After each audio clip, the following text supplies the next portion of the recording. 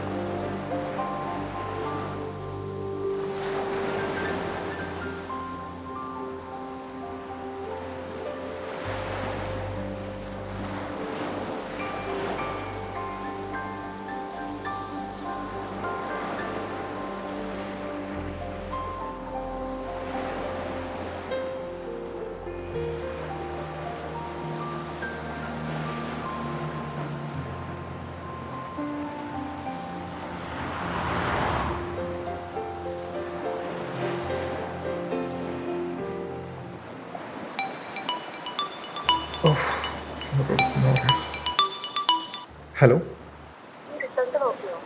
ആ ഇല്ല എടി, എനിക്കൊന്ന് മര്യാദക്ക് പ്രിപ്പയർ ചെയ്യാൻ പോലും സമയം കിട്ടിയില്ല. എടി, നീ എന്നെ ഒന്ന് മനസ്സിലാക്കേ. നെക്സ്റ്റ് ടൈം ഞാൻ എന്തായാലും ലിസ്റ്റിലുണ്ടാവും.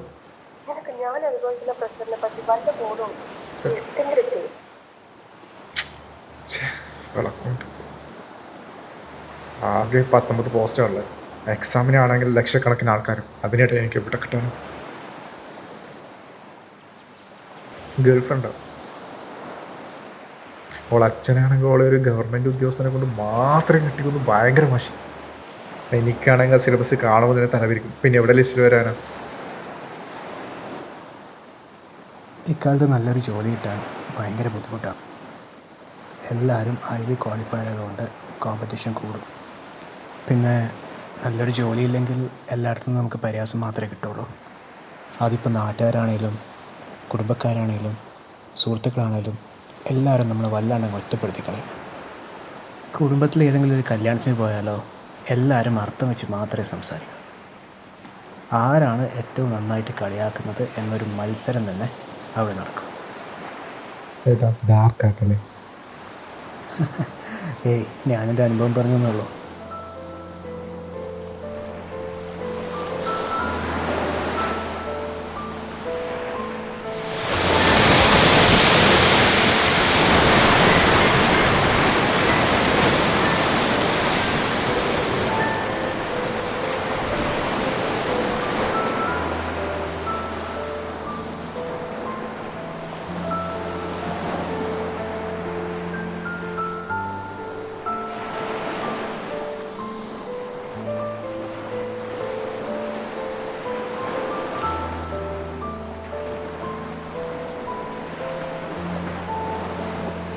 നമ്മൾ റിയാലിറ്റിയിലേക്ക് ഇറങ്ങുമ്പോഴേക്ക് സമയം ഒരുപാട് നഷ്ടമായിട്ടുണ്ടാവും. പിന്നെ നമുക്ക് നിസ്സഹായനായി നോക്കി നിൽക്കാൻ മാത്രമേ പറ്റുള്ളൂ.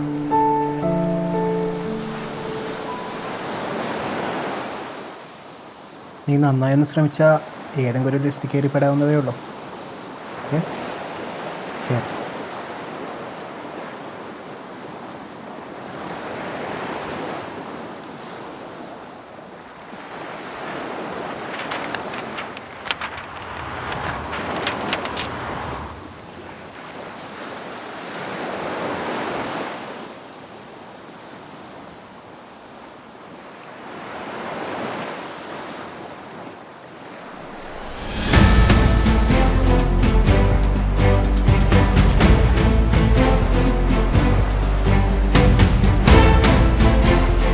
ചിലരങ്ങനെയാണ്.